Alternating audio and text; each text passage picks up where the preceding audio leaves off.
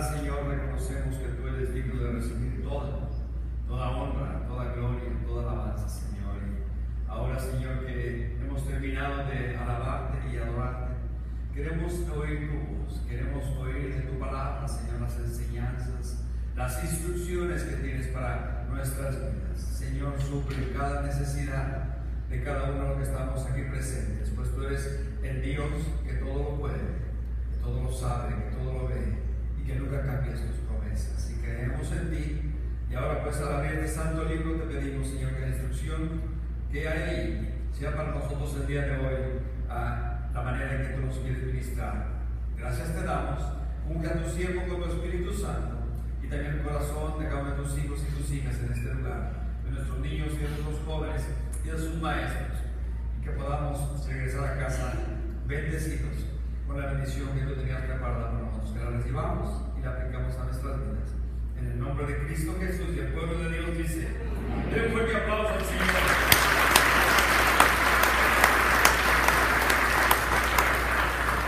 Tomen asiento en esta mañana. Buenos días, ¿cómo están? Bendecidos, que gloria a Dios por ello. Bueno, pues vamos al día de hoy continuar, y después de saludarlos, alguien viene por primera vez y viene por primera vez, levanta su mano. Queremos saberle, y que Dios te bendiga. Bienvenido. Ahora sí, si no tiene Biblia, nos quiere prestarle una para que usted vaya con nosotros a través de la enseñanza. Levante su mano y ellos con gusto van a prestarle una. Como quedamos de orar antes de comenzar el mensaje cada vez que tomamos la plataforma, vamos a continuar con el buen hábito de la oración, ya como estemos todos reunidos antes antes de escuchar la palabra del Señor. Se les dio tarjetas de oración para que lo hacen con personas, para orar por ellas, invitarles a la cruzada, para que usted esté usando este marcador. Yo lo tengo aquí, yo puse, casi la mayoría son hermanos, guiados, y lo puse sus nombres aquí para que puedan recibir a Cristo, o invitarles a la cruzada, o estar orando. Y a veces tenemos unos familiares que decimos: este no se salva ni llevándolo a bailar a charlas ya todo en Jalisco, no.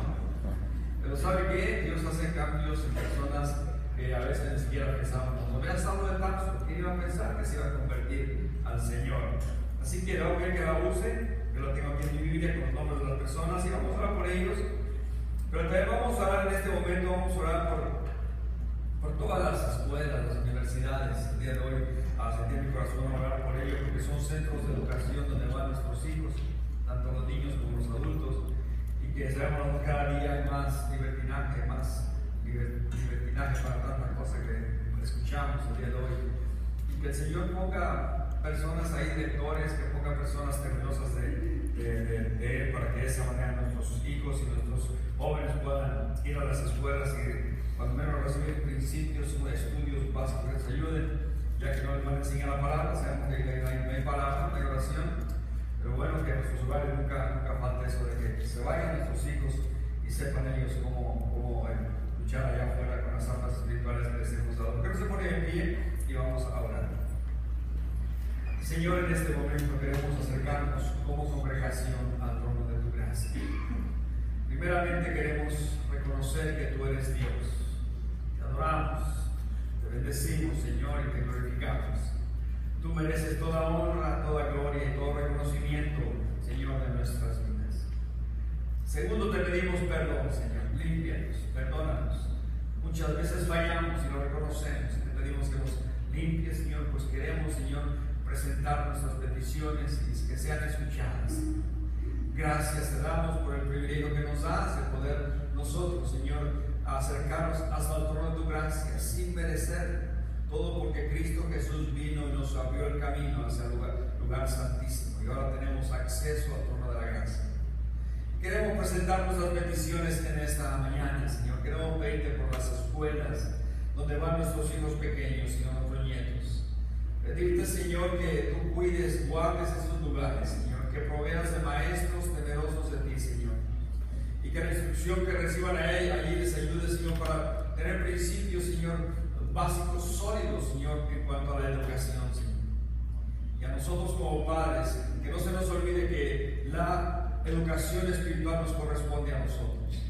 Que podamos nosotros instruir a nuestros hijos en el camino, que aun cuando sean viejos y que no se aparten de tus principios.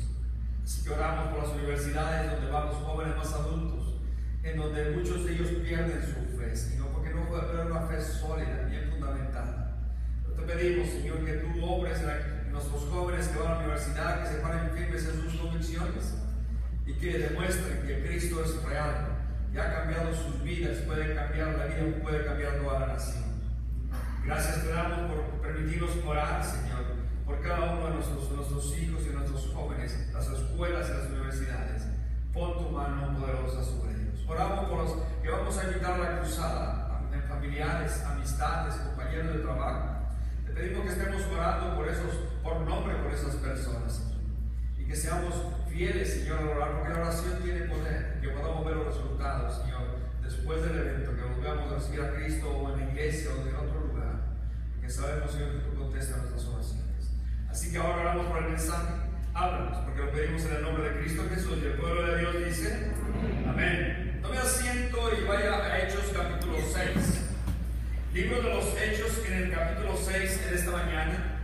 Y el título del mensaje son Dolores de crecimiento en la iglesia primitiva. Dolores de crecimiento en la iglesia primitiva. El tema son vidas que impactan. Recuerdo yo cuando nuestros hijos empezaron a crecer, casi todos parejitos, ya que teníamos un muchacho tras otro. Mi esposa, yo le decía que parecía coneja, cada rato tenía otro y otro. ¿Qué te vas a parar? ¿Qué pasó aquí? ¿Verdad?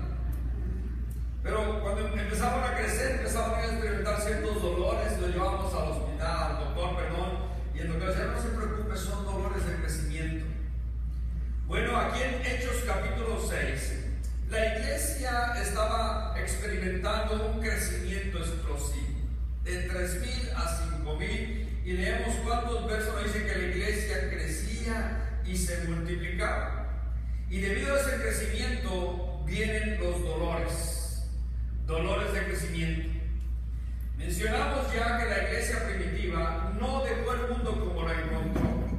Se encontró con un mundo ateo, idólatra, lleno de todo tipo de pecado. Mas sin embargo, cuando puso por obra la gran comisión, cuando ellos creyeron que habían sido comisionados 100% para llevar el mensaje del evangelio y obedecieron las órdenes de su jefe, Cristo Jesús, cambiaron todas las cosas en el mundo de aquel día. Porque hubo muchas almas que se convirtieron. Ellos, llenos del Espíritu Santo, se pusieron en marcha y anunciaron un mensaje tan simple como este: que Cristo Jesús murió por nuestros pecados conforme a las Escrituras, que fue sepultado y resucitó el tercer día conforme a las Escrituras. Era su mensaje, y ese es el mensaje del Evangelio hasta el día de hoy. Un mensaje que tiene poder, pero los resultados fueron maravillosos. Ya miramos que las claves que usaron para llevar el mensaje del Evangelio fueron claves que usted y el día de hoy y yo podemos usar el día de hoy. Simplemente fue su pureza espiritual. Pedro dijo: sed santos porque yo soy santo, dice la Escritura, y ustedes deben ser santos en toda vuestra manera de vivir. Hebreos 12:14 dice que sin santidad nadie verá al Señor. La pureza de nuestras vidas es esencial para que podamos nosotros llevar el mensaje del Evangelio. Después experimentaron el poder del Espíritu Santo. Hechos 1:8 les había dicho Jesús: pero recibiréis poder. No tanto para que hablen esto o hablen aquello, sino para que ustedes sean testigos, mártires, por su fe que tienen en mí. Después viene la persecución. Jesús les ha dicho a sus discípulos: si a mí me han perseguido en San Juan 15:20, a vosotros también os perseguirán. Después viene de la persecución, la persistencia. A pesar de ser perseguidos, a pesar de todo lo que venía, ellos persistían. Dice la Escritura en Hechos 2:42, dice que perseveraban a la doctrina de los apóstoles. Dice que el Señor añadía cada día a la iglesia los que van a ser salvos. Y vimos por último la productividad, el crecimiento. Los que crecían, los que querían, dice el Señor, Hechos 5:14, dice, aumentaban más. Gran número ha sido hombres como de mujeres.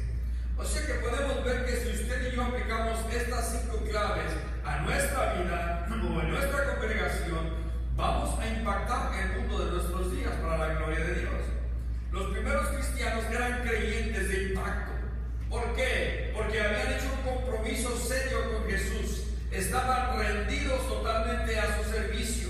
La muerte no era un enemigo que ellos no podían vencer. Aunque viniera la muerte, ellos sabían que la muerte solamente era una sierva que lo llevaría a la presencia del Señor y Salvador. Así que la muerte era una esclava o es una sierva para los creyentes. Y terminamos en el versículo 42 del capítulo 5, donde dice que todos los días, note, no era cada domingo, sino todos los días en el templo y en las casas, los discípulos no cesaban de enseñar y predicar a Jesucristo. Para ellos era más importante obedecer a Dios que a los hombres, y lo manifestaban con hechos, no solamente con palabras. Así que el día de hoy entramos al capítulo 6 y veamos qué aconteció aquí en este capítulo 6, en los primeros 7 versículos, que es nuestro estudio de esta mañana. Póngase de pie. Hechos 6. Quizás su Biblia, si es la Reina Valera, dice elección de los 7 diáconos, ¿verdad? Es lo que dice allí, por lo regular. Pero dice el versículo 1, lea juntamente conmigo. En aquellos días, como creciera el número de los discípulos, hubo que murmuración de los griegos contra los hebreos, de que las vidas de aquellos eran desatendidas en la distribución diaria. Entonces los 12 convocaron a la multitud de los discípulos y dijeron: no es justo que nosotros dejemos la palabra de Dios para servir las mesas. Buscaban pues, hermanos, de entre vosotros a 7 varones de buen testimonio, llenos del Espíritu Santo y de sabiduría, a quienes encarguemos este trabajo. Y nosotros persistiremos en la oración y en el ministerio de la palabra. Agradó la propuesta a toda la multitud, y eligieron a Esteban, varón lleno de fe y del Espíritu Santo, a Felipe, a Prócoro, a Nicanor, a Timón, a Parmenas y a Nicolás, prosélito de Antioquía, y a los cuales presentaron ante los apóstoles, quienes orando les impusieron las manos. Y crecía la palabra del Señor, y el número de los discípulos se multiplicaba grandemente en Jerusalén. También muchos de los sacerdotes obedecían a la fe. Tome asiento, por favor. Vemos pues el éxito, vemos la multiplicación de los discípulos cuando se pone por obra los principios de los cuales hemos estudiado en el capítulo 5. Recuérdenos: pureza, poder, persecución, hay que ser persistentes. Y por último vemos nosotros el crecimiento pues que había aquí en el libro de los Hechos. El crecimiento siempre trae dolor. Recuerdo cuando los hijos empezaron a crecer, a desarrollarse, esto fue lo que pasó. Y aquí en Hechos 6:1 nos dice que aunque en aquellos días crecía el número de los discípulos, note la palabra discípulos. Discípulo quiere decir aprendices, hombres y mujeres que creían y empezaban a aprender los principios, las doctrinas bíblicas, porque perseveraban en la doctrina de los apóstoles. Cuando crecía el número de los discípulos, cuando la iglesia se multiplicaba, vino un problema, vino un dolor de crecimiento. Ese dolor o ese problema que vino es la murmuración. No sabemos con exactitud qué tan grande era la iglesia, porque vemos que ya dejaron de contar números, pero más de 20,000 posiblemente, de un abrir y cerrar de ojos. Hasta este momento la iglesia solo estaba en Jerusalén, 100% era la iglesia cristiana de judíos en Jerusalén. Piensen en eso, había un trabajo enorme que hacer. Había que preparar los mensajes para las reuniones que tenían en casas. No había ni siquiera auditorios grandes, o cuando se reunían junto al pórtico de Salomón.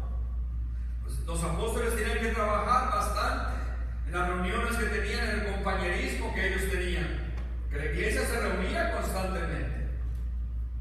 Además, las necesidades físicas, orar por los enfermos, visitar los hogares, consejería espiritual. O sea que llegó el momento en que los apóstoles ya no podían manejar el asunto. Necesitaban ayuda, necesitaban hacer algo, necesitaban organizarse mejor. La iglesia había cumplido con su primer paso de predicar todo Jerusalén. Recuerdo lo que dijeron los sacerdotes: han llenado Jerusalén con su doctrina, le dijeron a los los apóstoles. Ahora el siguiente paso era todo Judea y Samaria, aunque ya venía gente de afuera para escuchar y ver lo que los apóstoles estaban haciendo. Entonces dice que se empezó a escuchar una murmuración. ¿Sabe usted lo que es la murmuración? La murmuración es un pecado. Y esto lo podemos ver claramente en el libro de los Hechos. La murmuración viene cuando hay personas que están descontentas por cómo se maneja la iglesia, o cómo no se maneja, o cómo se hacen las cosas dentro de la iglesia. La gente se pone descontenta, y este es el asunto aquí, porque había, según ellos, había favoritismo. Si usted recuerda el libro de los Hechos, el libro de Éxodo, perdón, cuando Moisés dirigía al pueblo de Israel, cuando menos dice que hubo 10 murmuraciones del pueblo en contra de Moisés y de Aarón. Y cada vez que había una murmuración, Dios se molestaba con el pueblo y traía disciplina. La murmuración es como un cáncer que va destruyendo las células, en este caso los miembros de la congregación. Si tú murmuras, debes saber esto, que cuando murmuras en contra del liderazgo de la iglesia, según Éxodo 16:2, el pueblo murmuró contra Moisés y Aarón en el desierto. El verso 8, Moisés le dijo al pueblo: vuestras murmuraciones no son contra nosotros, sino contra Jehová. ¿Por qué? Porque es Dios el que pone el liderazgo en la iglesia. Y cuando tú murmuras del liderazgo, estás murmurando de Dios. No estoy de acuerdo con el tonto que tú pusiste ahí, Señor, o con esto, con lo otro, con aquello. Empiezas a quejarte en contra del Señor. Ahora, ¿por qué había murmuración aquí en Hechos capítulo 6? ¿De quién venía la murmuración? Bueno, la respuesta es que la murmuración venía de parte de los griegos. Ellos se quejaban de que sus viudas eran desatendidas o no eran atendidas adecuadamente. En otras palabras, ellos miraban que había favoritismo, que a las viudas hebreas, se les daba la despensa donde tenía carnita, y a las viudas griegas se les daba solamente puros frijoles con papas, ¿verdad? Y ellos estaban descontentos porque es esa diferencia entre las hebreas y las griegas. Sabemos nosotros que cuando Satanás, que hay un pequeño grupo descontento, que están murmurando, él inmediatamente se introduce. Él llega y empieza también a ser parte de la murmuración. Y es lo que vemos aquí. Él aprovecha esta situación. ¿Por qué? Porque él le gusta dividir. Satanás tiene mucha experiencia y ha ido por muchos años a las escuelas, a las universidades, y siempre ha salido reprobado en sumar y multiplicar, pero sacó su máster en dividir y en restar. Es interesante cómo es el diablo, ¿no? Él sabe muy bien cómo dividir y cómo restar. Había tratado de dividir o destruir la iglesia con la persecución y no pudo. Se había introducido dentro de la iglesia con la hipocresía y no pudo. Volvió a atacar la iglesia no pudo. Pero ahora usa un dicho muy famoso: divide y triunfa. Él sabía que si dividía la iglesia, aunque iba creciendo y aunque la iglesia se mantenía todavía en Jerusalén, él sabía que ese sería su éxito de dividir a los griegos y a los hebreos. Entonces el diablo usa esta arma sabiendo que las otras le habían fallado. Escucha, una iglesia sacudida por conflictos internos descubre que su mensaje se pierde en medio de aquella murmuración, y eso le quita credibilidad, le quita poder, le quita ¿qué? Le deja de ser efectiva en su gran comisión, porque entonces nos involucramos en conflictos internos, en discusiones que no nos van a llevar a nada.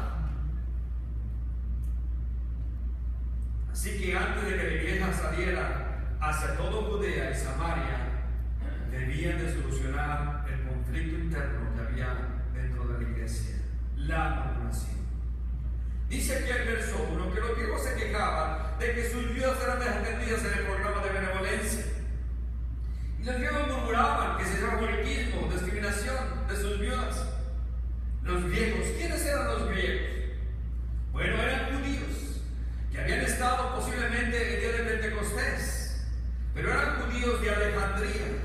Su idioma natal era el griego, no era el arameo o el hebreo como el de los judíos que estaban en Jerusalén. Ellos usaban la traducción al griego, la Septuaginta. Eran conocidos como helenistas. Los cristianos de Jerusalén hablaban arameo o hebreo. Eran creyentes. Los otros griegos hablaban en griego. Note esto. Aunque la unidad y la armonía eran características de la iglesia primitiva, las diferencias lingüísticas y culturales empezaron a reflejarse en la distribución de los alimentos. Las viudas del grupo minoritario, menor, más pequeño, se sintieron que las hacían a un lado. El problema era obvio, los apóstoles no podían estar en todas partes, la iglesia era muy grande. Entonces aprovecharon esto para hacer algo. Ahora, esto nos hace recordar a nosotros la situación en que se encontraba Moisés en Éxodo capítulo 18. ¿Lo ha leído usted en alguna ocasión en su vida? Cuando Moisés se sentaba para traer consejo al pueblo de Israel, y era él solo, y eran más de 2 millones de personas. Y cuando viene su suegro Jetro a traerle a su mujer que se le había ido a Moisés, le viene a traer sus 2 hijos, a Eleazar y a Gersón. Cuando Jetro ve todo el trabajo que tenía Moisés, le dice: ¿qué estás haciendo? ¿Estás loco? Vas a morir y este pueblo también va a morir también juntamente contigo. Y el consejo que le da Jetro en Éxodo 18, 21 al 23, le dice: además, escoge tú de entre todo tu pueblo varones de virtud, temerosos de Dios, varones de verdad, que aborrezcan la avaricia, y ponlos sobre el pueblo por jefes de millares, de centenares, de 50 y de 10. Ellos juzgarán al pueblo en todo tiempo, todo asunto grave lo traerán a ti, y ellos juzgarán todo asunto pequeño. Así aliviarán la carga de sobre ti, y la llevarán ellos contigo. Y si esto es cierto, dijo Jetro, y si Dios te lo mandare, te podrás sostener. O sea que varones de virtud, temerosos de Dios y que no amaran la avaricia. Si es muy probable que el Espíritu Santo recordara aquí a los apóstoles este hecho. La iglesia era muy numerosa. Ellos no podían atender todos los asuntos.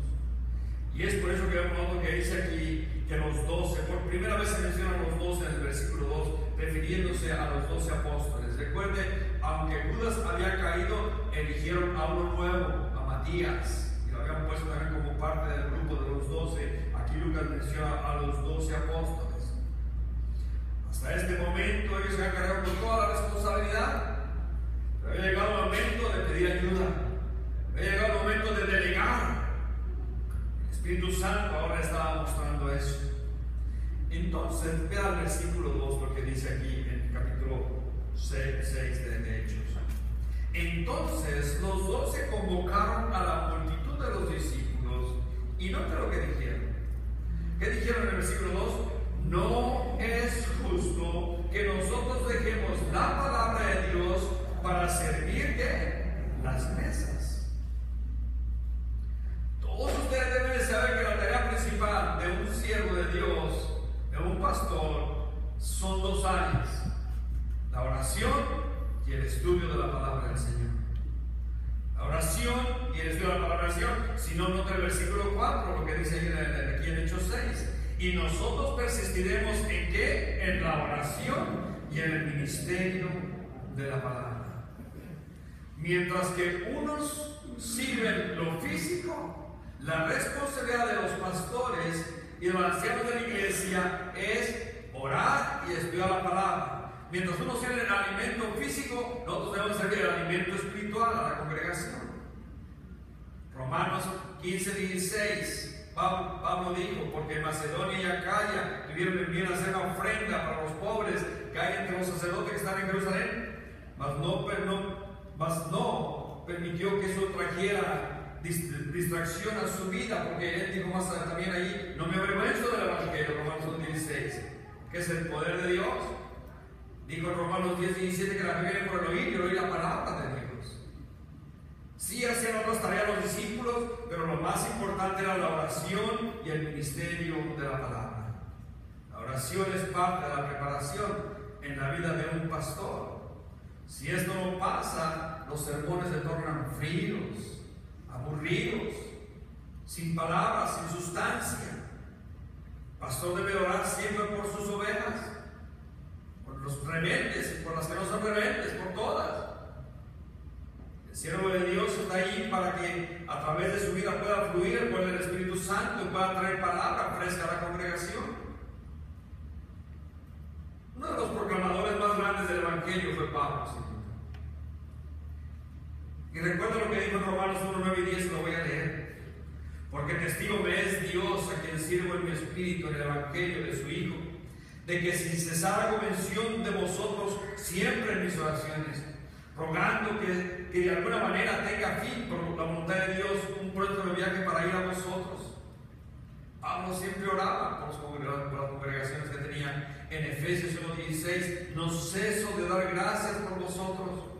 En Filipenses 1:3 y 4, doy gracias a mi Dios siempre que me acuerdo de vosotros. En Hechos 20, 18 al 21, vosotros sabéis, digo a los ancianos de Éfeso, cómo me he comportado entre vosotros todo el tiempo, desde el primer día que entré en Asia, sirviendo al Señor con toda humildad y con muchas lágrimas y pruebas que me han venido por todas las hechanzas de los judíos. Y como nada que fuese útil he rehuido de anunciaros y enseñaros públicamente por las casas. Por tanto, dijo en el versículo 26 de Hechos 20, yo protesto en el día de hoy que estoy limpio de la sangre de todos, porque no he rehuido de anunciaros todo el consejo de Dios. La prioridad de Pablo era anunciar todo el consejo de Dios. Por eso nuestra prioridad como iglesia, en nuestra denominación, si usted la quiere llamar así, es ir verso por verso, capítulo por capítulo, lo que queremos que usted sepa todo el consejo de Dios. Veamos ahora como segundo punto en el versículo 13, ¿cuáles son los requisitos para ser hombres usados por Dios? Algunos dicen que estos son los diáconos, otros dicen que no, pero lo que yo sí sé es que fueron llamados para servir las mesas. Y es lo que dice aquí la Escritura en el versículo 3. Nota lo que dice. Buscad pues, hermanos de entre vosotros, a 7 varones, primero de buen testimonio, llenos del Espíritu Santo y de sabiduría, a quienes les encarguemos este trabajo. Mientras los 12 persistían en la palabra y en la oración, el problema de la distribución de los alimentos debía solucionarse. Había que delegar el trabajo. Por eso leemos que la solución de los discípulos de buscar pues de entre vosotros hermanos. Había una solución al problema ahora. Un problema sin solución va a seguir hacia adelante. Ellos tenían que tomar una decisión que hacer. Ahora había que delegar ese trabajo. Ahora note usted que los nombres más adelante de quienes escogieron todos eran griegos. ¿Quiénes tenían problemas? Los griegos. Encojan entonces varones entre vosotros y se acaba el problema. El saber delegar el trabajo es una bendición. Porque hay pastores que ellos lo hacen todo.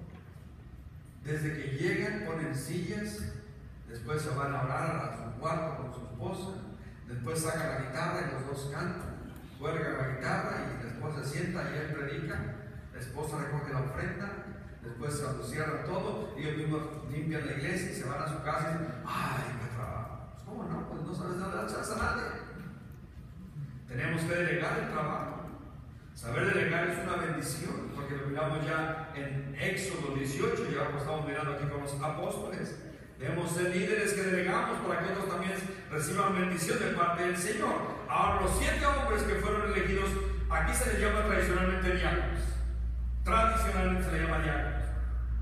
Los primeros 7 diáconos de la iglesia. Unos están de acuerdo, otros no. Pero si examinamos lo que significa la palabra diácono, podemos darnos cuenta que tiene mucho que ver. Diácono, diácono, diaconoi. En plural es diáconos. El significado de esta palabra diácono es persona llamada para servir. Y era exactamente lo que estaban buscando aquí. Personas que viniesen a servir las mesas. Para servir o para ayudar. Diaconó se usaba a menudo en el contexto del Nuevo Testamento, pero luego fue aplicada a un grupo distinguido de oficiales que servían en el contexto de la iglesia. O sea que tanto era puesto afuera como se trajo a la iglesia, y aquí en Hechos 6, 1 al 7 encontramos el llamado o el criterio para los 7 diáconos. Veamos los requisitos. Ahora, al ver los requisitos, sí, está bien que nos miren a nosotros, como pastor, como ancianos, como diáconos, pero nunca olvide que también son para usted, porque usted también en su casa es un pastor, es un líder, y usted también toma esta palabra para usted. Nota el primer requisito: varones que sean creyentes. Dice, pastor, ¿dónde está eso? Dice aquí claramente, varones de entre vosotros. No vayan a traer a alguien de afuera, de entre vosotros, los que son creyentes, hombres que han creído en Cristo, que asistan a la congregación, que estén involucrados en el ministerio. No podemos traer personas fuera de la congregación a ponernos en el liderazgo de la iglesia. Deben ser hombres que estén en medio de nosotros. La iglesia primitiva también era diaconisa. Si ustedes recuerdan, cuando menos tenemos la Febe, ¿verdad? Priscila, quizás pudo ser otra diaconisa. Ahora, la mujer tiene su lugar dentro de la iglesia, pero si usted nota, en nuestras congregaciones no ordenamos pastoras, y algunas veces vienen personas y dicen, hermana pastora, dice mi esposa, y nosotros estamos acostumbrados a que le llamen pastoras a nuestras esposas. Es la esposa del pastor, sí tiene mucha responsabilidad, ella enseña a las mujeres, puede ser maestra, mucho trabajo para hacer a la mujer, pero dentro de nuestra denominación, si le quiere llamar, nosotros no ordenamos pastores. Decían que no tenía una reunión muy grande de puras esposas, de puras mujeres de Calvary Chapel, y traía una persona dentro de la denominación a enseñar y decía, pasen las pastoras al frente. Nadie pasaba, y pasen las pastoras, ninguna pasaba. Hasta que me fue y dijo, aquí no se llaman pastor, esposas del pastor. No, pasen las esposas del pastor para que aprendan. Y quizás usted diga, bueno, ¿y por qué es eso? Porque básicamente es bíblico. Pablo le dijo a Timoteo, no permito que la mujer enseñe en la iglesia. No quiere decir que no está diciendo que nunca enseñe nada, está diciendo que tome el control de la congregación. Ahora, permítame decir esto: si no hay un varón que se pare en la brecha, si una mujer se para, Dios la va a usar. Yo estoy consciente de eso, porque hay lugares donde no hay ningún varón que se quiera parar en la brecha. Miren lo político en Estados Unidos. Vean ustedes lo político. Hay líderes en esta nación el día de hoy en los cuales puede decir, ese va a ser el presidente. No, por eso tiene que levantarse ahora una mujer. ¿Escuchó la speech que hizo la señora? ¿Te quedas tú? ¡Wow! Sabe hablar esa mujer. En cambio el otro, levantemos el muro, levantemos el muro, levantemos el muro. Que no vengan los terroristas, que no vengan, ya están adentro. Vas a poner el muro solamente para que hagan aquí todo. Interesante, ¿no? Falta de líderes. Y no solamente es en lo político, es también dentro de la iglesia. Hay falta de liderazgo. Dentro de lo que es lo espiritual también. Varones que tengan buen testimonio. Número 2. Es decir, integridad, sin reproche alguno. 1 Timoteo 3, 8 al 10 dice, los diáconos así no deben de ser honestos, sin doblez, no dados a mucho vino, no codiciosos de ganancias deshonestas, que guarden el ministerio de la fe con limpia conciencia. Estos también sean sometidos a prueba primero, entonces ejerzan el diaconado, si son irreprensibles. Los diáconos sean maridos de una sola mujer, que gobiernen bien sus casas, sus hijos sus casas, porque los que ejercen bien el diaconado ganan para sí un grado honroso y mucha confianza en la fe que es en Cristo Jesús. O sea que es mucha responsabilidad el liderazgo de la iglesia. Note usted cuánta carga viene sobre aquello que estamos al frente. Y debemos nosotros como siervos de Dios buscar esas cualidades en nuestras vidas. Ejemplos piadosos para que la gente pueda seguir nuestro liderazgo. Un buen testimonio es esencial para los 7, así como lo es el día de hoy para todos los que servimos en cualquier cargo dentro de la iglesia, así como para usted que tiene un cargo dentro de su hogar. Número 3, llenos del Espíritu Santo. Varones sobre los cuales el Espíritu Santo estuviera controlando cada área de sus vidas. Esteban era uno de ellos, claramente lo dice en Hechos 6:5. Esteban, varón lleno de fe y del Espíritu Santo. Pedro, dice Hechos 4:8, Pedro lleno del Espíritu Santo. Pablo, Hechos 13:9, lleno del Espíritu Santo. Los requisitos que el apóstol Pablo nos da a todos los creyentes para que podamos ser efectivos en nuestros hogares, en nuestro trabajo y en todo lugar es ser llenos del Espíritu Santo. Efesios 5:18. Queremos ser personas que nos sometemos unos a los otros, ser llenos del Espíritu Santo. Queremos ser maridos que amamos a nuestra esposa como Cristo ama a su iglesia, estamos llenos del Espíritu Santo. ¿Quiere usted ser una esposa que somete a su marido? Sea llena del Espíritu Santo. Queremos ser padres efectivos para disciplinar a nuestros hijos y guiarlos en el camino del Señor, y estamos llenos del Espíritu Santo. Queremos ser buenos trabajadores en el trabajo, estamos llenos del Espíritu Santo. Queremos ser buenos patrones, buenos jefes, y estamos llenos del Espíritu Santo. O sea que ahí está la clave. Hombres llenos del Espíritu Santo, que andemos en el Espíritu y no satisfagamos los deseos de la carne. Varones llenos de sabiduría, número 4. Yo diría aquí, varones temerosos de Dios, porque Proverbios 1:7 dice: el principio de la sabiduría es el temor a Dios, el temor al Señor. En 1 Crónicas 12:32 encontramos un grupo que tenía mucha sabiduría. Mira lo que dice ahí: de los hijos de Isaacar, 200 principales, entendidos en los tiempos, y que sabían lo que Israel debía hacer, cuyo dicho seguían todos sus hermanos. Este es el tipo de hombres que Cristo desea que sirvamos en la iglesia. Hombres llenos de sabiduría. Que lo que digamos nosotros tenga peso y que lo cumplamos desde luego. Qué interesante todo esto. Pues aún para trabajos como servir mesas se requieren tantos requisitos. Los nombres. Si usted está embarazada, preste atención a estos nombres. Cuando menos hay algunos que a lo mejor le interesarían a usted. Les agradó la propuesta. Hubo un acuerdo entre la multitud de los 12. Esto de hacer esto fue muy importante. Así que una vez superada la murmuración, la iglesia tenía que ponerse en acción escogiendo a estos 7 hombres. Y veamos sus nombres.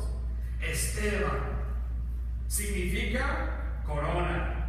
Fue el primer mártir de la iglesia. Vamos a hablar de él en el siguiente estudio acerca de Esteban, primer mártir de la iglesia, lleno de sabiduría del Espíritu Santo. Felipe, aquel que se encontró con aquel etíope, recuerda Hechos capítulo 8, resultó ser un evangelista. En Hechos 21 lo encontramos que cuando Saulo regresó fue a casa de Felipe, el evangelista. Tenía 4 hijas, los cuales eran profetisas, era una familia que servía al Señor.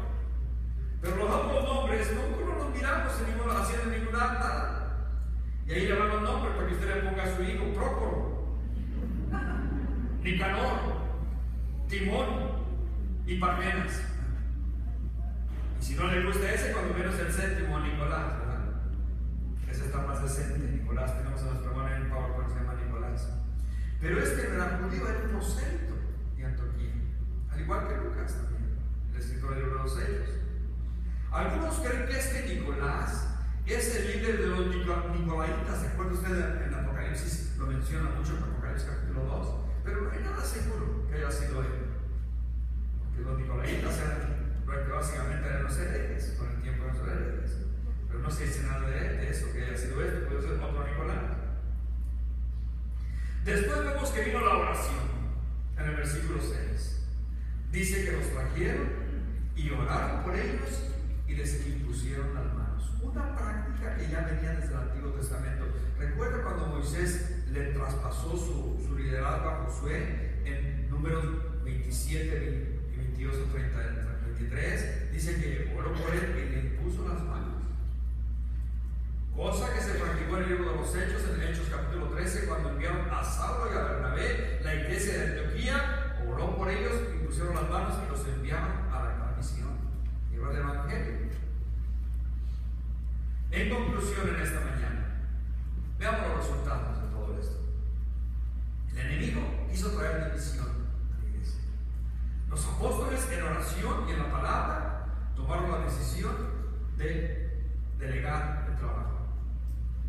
¿Qué pasó enseguida? Esta delegación. Miren lo que dice el versículo 7, si intenta ahí por favor. Y crecía la palabra del Señor, y el número de discípulos se multiplicaba grandemente en Jerusalén. Y nota lo que dice al final: también muchos de los sacerdotes obedecían a la fe. O sea que creció la palabra del Señor. Satanás no trabajó su táctica de la división, porque había hombres en el liderazgo que oraban y estaban en la palabra del Señor. La oración y el ministerio de la palabra triunfó. El crecimiento no solo era en números, sino más que todo era espiritualmente. Crecieron más los discípulos. En otras palabras, el efecto de la palabra proclamada era obvio en las vidas de los habitantes de Jerusalén. Es muy importante aquí, familia, es que no nos fijemos tanto en el crecimiento numérico. Enfoquémonos en el crecimiento espiritual, en echar raíces profundas. Porque cuando nosotros echamos raíces profundas en nuestra fe, estamos cimentados en la palabra, estamos parados sobre la roca. Cuando venga la lluvia, los vientos, las tempestades, no nos van a topar. Sin embargo, si estamos solamente buscando que haya más gente, que haya más gente, que haya más gente, eso no es lo que realmente la misión de la iglesia. Debe ser crecimiento espiritual, las raíces profundas para ser cristianos bien cimentados en el amor, en la palabra, en la oración. Al final del verso 7 dice que muchos de los sacerdotes obedecían a la fe. Claro que Lucas no está hablando de Anás y Caifás, esos ya habían desechado totalmente el mensaje de Cristo. Pero Josefo, uno de los escritores, dice que había 4 órdenes o 4 tribus sacerdotales en esos días en Jerusalén, y cada tribu contaba con 5,000 sacerdotes. Si usted ha leído el libro del Evangelio de Lucas, se da cuenta que entraban al templo por turnos, porque había tantos sacerdotes que eran 5,000 de uno, 5,000 de otro, les tocaba una vez en la vida quizá ofrecer el incienso. O sea que había muchos, y muchos de ellos estaban presentes cuando Pedro predicaba el mensaje del Evangelio. Y aquí dice que muchos obedecían la fe. Obedecer la fe es sinónimo de creer el Evangelio, por lo cual podemos decir que estos sacerdotes escuchaban el mensaje de Pedro, el mensaje del Evangelio, y se entregaban a Cristo, recibiéndolo como Señor y Salvador de sus vidas. ¿Qué poder tiene la palabra del Señor? Hermanos, yo espero que el día de hoy el mensaje que hemos predicado, que ha salido de esta plataforma, ministre su vida en esas áreas de los requisitos. Ahí es donde debe de ser. También en esa área de cuídese de la murmuración. La murmuración es un cáncer en su vida personal y en la vida de que lo rodean. Una persona descontenta va a desparramar ese cáncer por todos lados. Y te fijaste, y mira lo que dijo ese de Michoacán. Ay, es un tonto. Y empieza usted a darle buena relacha y se enrolar aquello y lo empieza a regar por todos lados. Hermano, y lo peor, hasta lo ponen en Facebook, y se riega por todos lados, hasta anda por todo Centroamérica, Sudamérica, todo el mundo anda la murmuración. Qué triste es cuando los creyentes estamos descontentos. Hebreos 13:5 dice esta palabra. Dice que estemos contentos con lo que tenemos ahora. Dice, ¿por qué? Porque Dios está: yo nunca te dejaré, nunca te desampararé. Mi pregunta para ti, amigo, amiga, que estás aquí, si eras por primera vez vienes a esta iglesia. Dice aquí que muchos de los sacerdotes obedecían a la fe, lo cual es sinónimo de que ellos habían creído en Cristo, lo habían recibido en su corazón como Señor y Salvador de sus vidas. Yo te pregunto a ti, ¿lo has hecho ya? ¿Has creído tú en Jesucristo? ¿Lo has recibido en tu corazón como Señor y Salvador? Si no lo has hecho, hoy es el día que lo puedes hacer. ¿Cuál es el mensaje del Evangelio? Es el mismo que te compartí al principio, que Cristo Jesús murió por nuestros pecados conforme a las Escrituras, que fue sepultado y resucitó al tercer día conforme a las Escrituras. Y dice la Escritura que si tú crees en Él, no te pierdes, mas tienes vida eterna. La Escritura lo dice claramente. Por lo cual yo te invito, ¿qué tienes que hacer para creer en Jesucristo? Confesar con tu boca que Jesús es el Señor y creer en tu corazón que Dios lo levantó de los muertos. ¿Por qué es tan simple? Dice la palabra: porque con el corazón se cree para justicia pero con la boca se confiesa para salvación. Y señala o sella con broche de oro, y todo aquel que invocar el nombre del Señor será salvo. Si quieres invocarlo, hoy es tu día. Vamos a orar. Padre, te damos gracias. Gracias por tu palabra. Gracias, Señor, porque ella nos ministra en nuestras vidas, nos habla. Ella nos persigue, está viva, es eficaz. Nos abraza cuando tenemos problemas, con sus promesas, nos da esperanza. Y también ofrece salvación, como el día de hoy. Si hay alguien que no te conoce, que hoy sea el día de salvación. Estamos con los ojos cerrados y el rostro inclinado, y todos los cristianos orando. Hay alguien el día de hoy en este lugar que dice: pastor, a mí me gustaría recibir a Jesucristo en mi corazón. Me gustaría poner mi fe en Él, 100%. Quizás has tenido una religión, tradición solamente, pero nunca has tenido una relación con Dios. Para eso vino Cristo, para nuevamente restaurar esa relación que se perdió en el huerto de Edén. Él pagó el precio por tus pecados en la cruz del Calvario. Él fue nuestra propiciación. La ira de Dios cayó sobre su propio Hijo para que nosotros ahora podamos tener una oportunidad de ser salvos al confesar con nuestra boca que Jesús es el Señor. Si hay alguien el día de hoy en este lugar que dice: pastor, yo me gustaría recibir a Jesucristo, levante su mano. Yo quiero orar por usted. Quiero que el día de hoy usted salga de este lugar diferente a como entró, con un destino totalmente diferente. Porque sin Cristo nuestro destino es el infierno, con Cristo nuestro destino es el cielo. Hay alguien el día de hoy que dice: pastor, me gustaría cambiar de destino, recibiendo a Jesucristo en mi corazón. Si es así, el día que sentado, sentada, amigo, amiga, levanta tu mano. Levanta tu mano y dice: yo estoy aquí, quiero ponerme de pie y quiero recibir a Jesucristo. Si todos somos salvos, todos tenemos la esperanza segura de que un día iremos al cielo. Vamos a orar. Padre, te damos gracias. Gracias por escuchar tu palabra el día de hoy. Y pues te pedimos, Señor, que la llevemos en nuestro corazón. Que nos guardemos de la murmuración. Cuando veamos a alguien murmurando, que con amor podamos decirle que pare la murmuración, porque eso no te agrada a ti, Señor. Señor, ayúdanos a aplicar en nuestras vidas los requisitos para ser siervos aquí en la iglesia, en el hogar, en donde quiera que estemos. Hombres llenos de sabiduría y el Espíritu Santo también en nuestras vidas, Señor. Hombres que aborrezcamos la avaricia, como dice en el Antiguo Testamento, que te temamos a ti, Señor, temerosos de ti. Así que te damos gracias el día de hoy y ponemos el resto del servicio en tus manos, en el nombre de Cristo Jesús. Amén y amén. Bien, vamos a pedir a los diáconos que pasen al frente, los paradas a la plataforma. Vamos a recibir sus diezmos y ofrendas que usted ha traído el día de hoy para el Señor. Recuerden, son para el Señor. Y de esa manera vamos a continuar nuestro servicio, los anuncios, y vamos a casa el día de hoy. Padre, en el nombre de Jesús, gracias, muchas gracias por las bendiciones recibidas el día de hoy. Ahora pedimos, Señor, que bendiga a Soldado Alegre, aquel que trae su día con su ofrenda, aquel que ha apartado